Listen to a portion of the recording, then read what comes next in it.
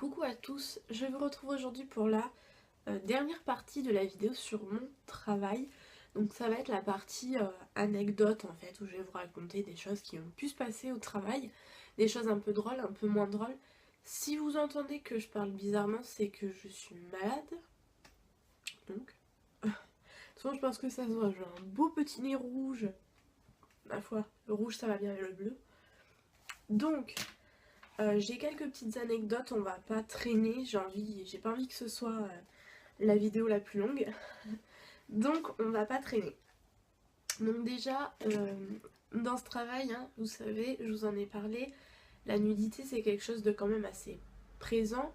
Et disons qu'il arrive un âge où on dirait que les personnes âgées n'ont plus trop de pudeur. Et du coup, en fait, il va vous arriver des fois des choses un peu sympatoches. Un monsieur qui se lavait, je trouvais qu'il mettait du temps. Et du coup, je suis allée toquer, je lui dis, mais ça va monsieur? Il me dit, oui, oui, rentrez, rentrez. Du coup, moi, je me dis, s'il me dit de rentrer, c'est que c'est bon. Ah non, c'était pas tout à fait bon. Du coup, je suis rentrée, il était la tête en bas en train de se mettre son caleçon, et il était de dos à moi, du coup, j'ai vu son derrière et un peu plus encore.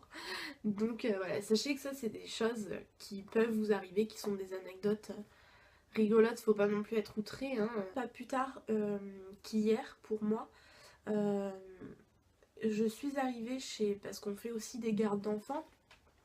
Moi en tout cas je fais aussi des gardes d'enfants par l'association.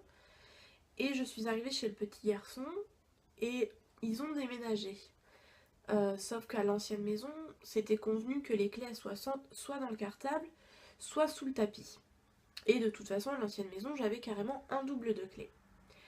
Donc arrivant dans la nouvelle maison, je me dis bon, s'ils m'ont pas contacté, c'est que c'est sous le tapis. Sauf qu'arrivé à la nouvelle maison, ben, les 3 portails étaient fermés. Donc là, j'appelle les parents qui me disent mais attendez, je comprends pas parce que les clés, c'est une des intervenantes qui est venue qui les a. Il était convenu qu'elle vous envoie un message ou qu'elle les emmène au bureau et que, en tout cas, il était convenu que vous soyez au courant. Donc je dis bah non, du coup, je suis pas au courant. Du coup, on a quand même trouvé une solution. Donc voilà, faut être assez réactif, faut trouver des solutions. Nous, on est passé par-dessus le mur pour pouvoir être dans le jardin. Donc on a escaladé un petit mur qui était assez haut quand même. Il devait m'arriver à peu près à la poitrine. Donc on a escaladé le mur, on s'est mis dans le jardin, on a joué dans le jardin. Et après coup, elles m'ont dit bah écoute, on savait pas que tu n'avais pas les clés. Mais voilà, ce sont des petites choses qui sont pas très graves en soi. Mais dans l'absolu, on est quand même le 15 septembre, à peu près. Et on a quand même passé une heure dehors de 6h30 à 7h30. Donc on a eu de la chance qu'il pleuve pas parce que ce jour-là il a plu quand même. On a quand même eu de la chance, mais le problème c'est que quand nous ça nous arrive d'oublier quelque chose, on nous dit remets-toi en question. Du coup je vais passer à la troisième anecdote. Euh, voilà, souvent vous allez avoir des personnes en face de vous. Après encore une fois je parle uniquement en mon nom. Et moi je sais que ça m'est déjà arrivé plusieurs fois qu'on me dise mais il faut que tu te remettes en question, tu fais des erreurs. Exemple concret, je ne sais pas pourquoi je suis partie en tête que mes vacances, je les avais posées à cheval sur septembre et sur août. Donc sur août et sur septembre. Donc je pensais avoir une semaine en août, une semaine en septembre. Sauf qu'à l'arrivée, non, c'était pas ça, j'avais posé mes 2 semaines de septembre. Et là, la nana, c'est vrai que j'étais sûre de moi, donc je lui dis, je suis sûre à 90% que j'ai posé mes vacances en août, quoi. Et donc là, elle regarde la feuille, elle me dit non, non, tu les as posées en septembre, mais il serait peut-être temps que tu te remettes en question, remets-toi en question, euh, pour une histoire de vacances, quoi. Et là, ça m'a fait péter un câble, quoi. Et là, j'ai vraiment pété un plomb, je lui dis, mais attendez, quand toi tu fais des conneries, quand toi tu te plains parce qu'on se tutoie, hein. Bon alors je lui ai pas dit ça avec ces mots là quand même, hein, j'ai un minimum de respect. Mais je lui dis toi, jamais tu m'as dit désolé je me suis trompée. Je lui dis ah c'est bon, je pense en être sûre, il n'y a pas mort d'homme. C'est bon, c'est même pas une erreur sur mon travail. Donc où est le problème? Il y a une fois où elle m'a donné un planning et en fait, voilà, des fois, là aussi, vous avez un jour de repos. Mais votre jour de repos, des fois, il change. Pendant des mois et des mois, j'ai eu mon jour de repos le lundi. Là, ça fait 2 ou 3 mois que j'ai mon jour de repos le mardi. Et là, je sais pas pourquoi, le mois prochain, ça sera le vendredi. Enfin, le mois qui arrive, ça sera mon jour de repos sera le vendredi. Très bien. Sauf que moi, du coup, partant de l'idée que mon jour de repos c'était à ce moment-là, je l'ai appelé en lui disant écoute, je suis désolée, je viens de voir mon planning parce que des fois je vais le récupérer et je le regarde après, hein, j'ai une vie. Hein. Donc des fois je passe au bureau récupérer le planning et je le regarde 2 heures, 3 heures après. Donc je laisse un message, sauf qu'il y a 2 numéros de téléphone et il y en a un où la messagerie, ça fait 1 an et demi que je leur dis faites attention, votre messagerie elle bug. C'est-à-dire que des fois quand on veut laisser un message, il y a une voix qui nous coupe et qui nous dit blablabla et du coup on peut plus laisser notre message. Donc tant pis, j'appelle le deuxième numéro, donc en disant, comme je vous ai dit auparavant, en disant voilà, je viens de voir mon planning, j'ai vu que je travaillais, je pensais que c'était mon jour de repos, donc du coup, moi j'ai un problème, j'ai un rendez-vous, donc 7 heures, est-ce qu'elle peut être annulée? Parce que moi, le problème que j'ai, c'est que sur 7 heures, je ne serai pas disponible. Suite à ça, elles n'ont jamais eu le message, donc moi du coup, j'ai rappelé plusieurs fois le matin, j'ai jamais réussi à les avoir. Et j'ai réussi à les avoir que entre midi et 2. Et du coup, c'est vrai que pour elles, elles ont été au courant de l'annulation de l'heure entre midi et 2. Du coup, ça en a découlé une réunion complètement inutile. Parce que, alors, ça, par contre, bravo, vous êtes les rois hein, pour les réunions inutiles. Donc, j'ai eu une réunion quand même avec mon directeur qui m'a dit oui, est-ce que vous êtes au courant que c'est pas professionnel? Alors, lui, il a une lui je peux pas, ça ne passe pas. Et là, je lui dis mais excusez-moi mais j'ai quand même laissé un message vendredi soir quoi. Je pouvais pas prévenir plus tôt, j'ai laissé un message vendredi soir, lundi matin j'ai essayé d'appeler plusieurs fois, lundi à midi j'ai essayé d'appeler plusieurs fois, on m'a jamais répondu. Chose à laquelle il m'a répondu mais vous avez laissé un message sur quel numéro? Donc je lui dis mais j'ai laissé un message sur ce numéro, la messagerie a bugué, j'ai donc laissé un message sur l'autre numéro. Ah mais oui mais l'autre numéro, c'est pas lui qu'on écoute. T'as une entreprise, t'as 2 numéros, t'en écoutes qu'un. Alors s'il y avait une personne âgée que rappeler sur ce numéro, t'écoutais pas. Comme je vous disais, il y a un peu des réunions inutiles. Moi je sais qu'il y a eu une histoire, donc comme je vous ai dit, il y a eu une petite période à vide où pas mal de gens se plaignaient de moi. Sauf que moi j'ai vraiment pas compris parce que du début jusqu'à la fin, ça faisait déjà presque 1 an que j'étais chez eux. J'ai jamais changé ma façon de travailler. Et même actuellement, je n'ai jamais changé ma façon de travailler. Et pourtant, il y a des gens qui se sont plaints plusieurs fois de moi. Donc j'ai eu encore une fois une réunion avec le supérieur. Et lors de cette réunion, dans la conversation, je lui dis mais attendez, mais moi, je fais tout mon possible. Et il y a un moment donné, je suis désolée, je vais pas faire plus que plus. Et voilà, je lui fais comprendre que moi, j'estime que j'en fais énormément et que je peux pas donner plus. Et là, il m'a quand même sorti la phrase, dans le pire des cas, on n'est pas mariés. Et j'ai trouvé ça déjà complètement pas correct, pas respectueux, et en plus de ça, il me faisait comprendre que j'avais qu'à m'en aller. Donc durant cette période, et maintenant avec du recul, je me rends compte qu'ils ont essayé de me faire partir.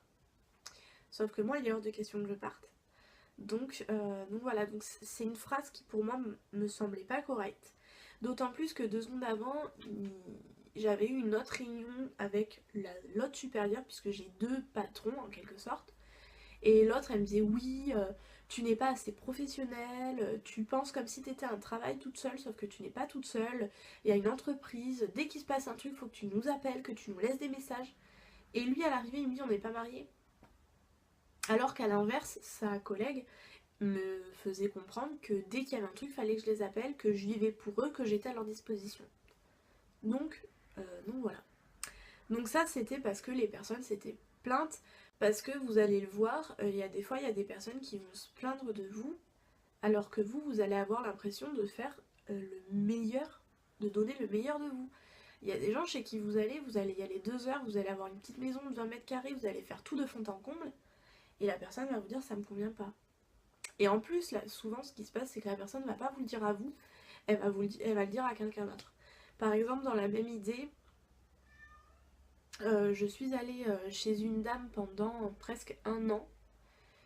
Pendant 1 an, elle me demandait uniquement 2 choses. De lui faire ses chambres et son salon. Elle m'a jamais demandé de lui faire autre chose. Et quelques temps après, ça allait très bien. À chaque fois, moi je disais, vous êtes sûr que vous voulez pas que je vous fasse autre chose? Parce que j'avais le temps de faire autre chose. Et à chaque fois, elle me disait non, non, non, non, non, non. Et du jour au lendemain, elle a demandé à voir quelqu'un d'autre parce que moi, j'en faisais pas assez. Toujours avec mon fabuleux patron, il y a eu un petit problème sur mes salaires. Ce qui fait que tous les mois, il me retire tant sur ma paye. Donc moi, je lui ai quand même demandé de me faire un courrier en me disant de façon très claire combien ils m'enlevaient tous les mois, combien je leur devais, combien de temps ça devrait prendre à être remboursé, etc. etc. Donc je lui ai demandé, face à face. Je lui ai demandé une première fois par téléphone, une deuxième fois par téléphone. Et là, il m'a quand même répondu non mais je vais pas vous voler. C'est quoi ce genre de phrase? Enfin, dites-moi ce que vous en pensez, peut-être que c'est moi qui en fais trop, mais moi je trouve que d'un point de vue patronal, le patron il a pas à vous dire quelque chose comme ça. C'est pas des phrases qu'un patron doit vous dire. Un patron il doit bien vous parler, il doit choisir les mots qu'il dit, il doit pas vous dire des phrases comme ça. Toujours dans les anecdotes un peu négatives, on va passer après à des anecdotes un peu plus positives, il y en a quand même une ou deux. Une fois, je suis arrivée chez quelqu'un. Il était censé avoir la famille. J'arrive, il n'y avait personne. J'avais pas les clés. J'avais pas la fiche de mission parce qu'on me l'avait pas donnée. Donc là, je rentre. Je dis il y a quelqu'un, il y a quelqu'un, il y a quelqu'un. On me répond pas. Bon. Lorsque je m'avance enfin, parce qu'au début, moi je me suis dit ça se trouve il y a personne, je sais pas. Lorsque je m'avance enfin, en plus j'avais peur surtout de tomber sur quelqu'un de mort. Lorsque je m'avance enfin, je trouve la dame sur la table. C'est-à-dire elle avait un fauteuil roulant qui était mis le long de la table et elle était complètement couchée sur la table. Comme si vous étiez sur au bout de la table, que vous étiez sur une chaise et que vous étiez allongé sur la table. Du coup, je vérifie qu'elle soit pas morte. Et donc bon, elle était pas décédée, hein, elle respirait, tout très bien. Du coup, je l'appelle, et elle me répond pas. Du coup, je me dis peut-être qu'elle a des problèmes d'audition. Donc je parle très fort, elle ne me répond toujours pas. Donc entre-temps, moi j'avais déjà appelé le bureau en disant voilà, je suis au portail, il y a personne, je sonne, personne me répond, qu'est-ce que je fais? Donc elle m'a dit rentre. Et là du coup je l'ai appelée, je lui dis voilà, la dame elle est allongée sur la table, j'essaye de la réveiller, elle ne me répond pas, j'ai pas la fiche de mission, je sais pas chez qui je suis, je sais pas ce qu'elle a. Et en fait l'erreur qui a été commise c'est que la fiche de mission ne m'a pas été donnée. Sauf que ça, encore une fois, on m'a dit c'est à toi de le demander. Non, c'est pas à moi de le demander. Et à un moment donné, je fais mon travail, à vous de faire le vôtre. Donc ça m'a pas été donné. Et en fait, heureusement, il y a une collègue qui était en vacances que je connais dans la vie de tous les jours, qui est venue à ma rescousse parce que vraiment, moi, je commençais à angoisser. En fait, elle m'a expliqué qu'en fait, c'était une dame narcoleptique et en plus anorexique. Donc elle me dit normalement c'est une personne qui est dans son lit, donc je comprends pas qu'elle y soit pas. Elle me dit d'autant plus que la fille n'est pas là, alors que la fille d'habitude elle est tout le temps là. Elle me dit elle aurait vraiment dû être dans son lit. Normalement les infirmières le savent, quand la fille n'est pas là, il faut laisser la mère dans le lit. Donc du coup on a été obligé de la mettre dans le lit à deux, puisque la dame lorsqu'elle s'est réveillée elle demandait qu'une chose, c'est au lit, je veux être au lit, je veux être allongée, je veux être au lit. Et du coup on a pu faire le reste, faire le repas. Du coup la fille est arrivée comme une furie en me disant ouais qu'est-ce qui se passe, je comprends pas, etc., etc. Cette mission ça a été la mission en 1 an et demi, bientôt 2 ans, la plus chaotique que j'ai pu avoir. Donc voilà. Bon maintenant on va passer aux choses un peu plus gaies. Enfin un peu plus gaies. Il m'est arrivé lors d'une intervention, toujours chez un petit garçon, toujours chez le même d'ailleurs, d'arriver devant chez lui et de me rendre compte que pas de clé. Et là je comprends pas parce que les clés je sais qu'elles étaient dans mon sac.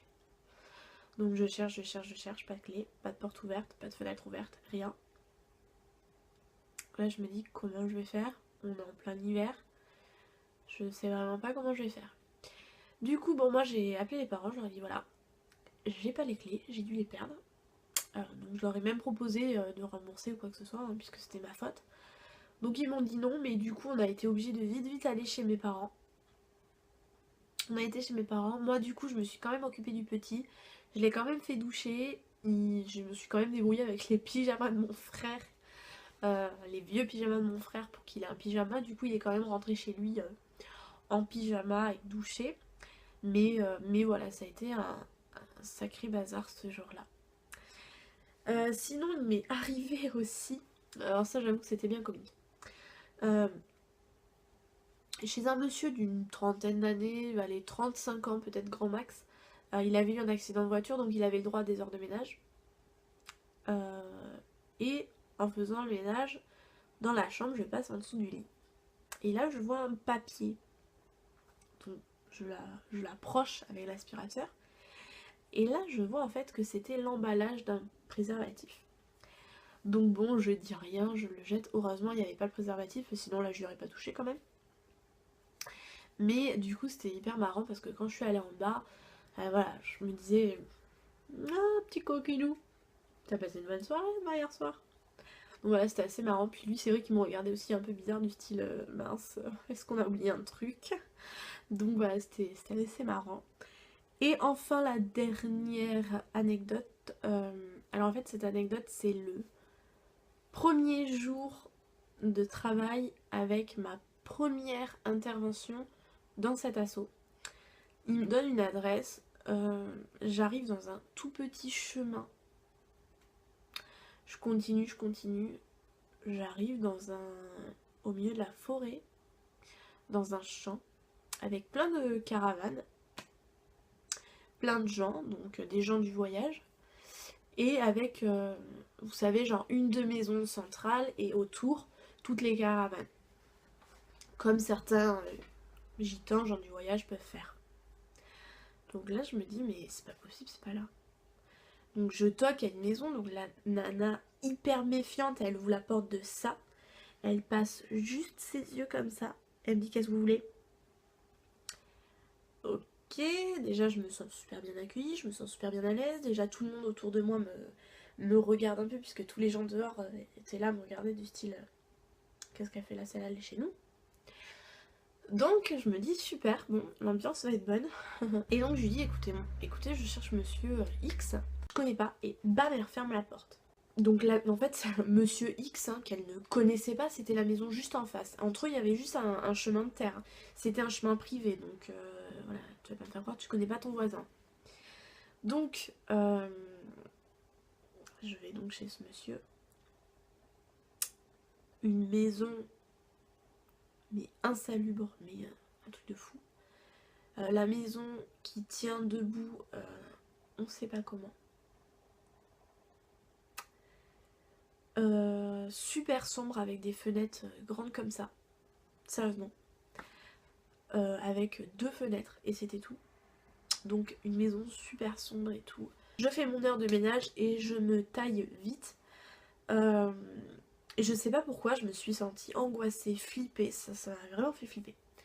Et là il y a un vieux gitan qui arrive vers moi.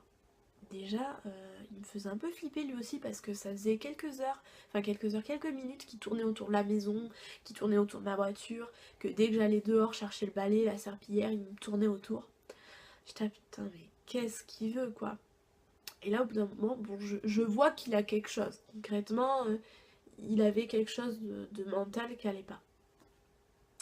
Et là il me dit ouais, il vient me voir au moment où je pars, il me dit ouais tu viens pour monsieur X. Donc je dis bah oui je suis venue pour monsieur X. Et il me dit ouais comment il m'a sorti ça? Ouais t'es belle, tu veux te marier? Bah oui, allez on y va. Non mais avec du recul ça m'a fait rire quoi, mais le truc c'est qu'il m'a sorti ça comme ça quoi, t'es belle, allez viens on se marie. Donc voilà, comme vous pouvez le voir cette vidéo elle est un peu brouillon, je vous ai sorti les anecdotes un peu comme elles venaient. Mais voilà, c'est la dernière vidéo concernant mon travail, j'espère qu'elles vous ont toutes plu. Si toutefois vous avez des questions, n'hésitez pas à me les poser, comme je vous l'ai dit, je vous y répondrai avec plaisir. Et puis voilà, j'espère surtout que ça vous fera prendre conscience à celles qui veulent s'orienter vers ce milieu. Ça vous fera prendre conscience de la globalité du travail en lui-même. Donc voilà, moi je vous fais de gros bisous et je vous dis à très très vite pour une nouvelle vidéo.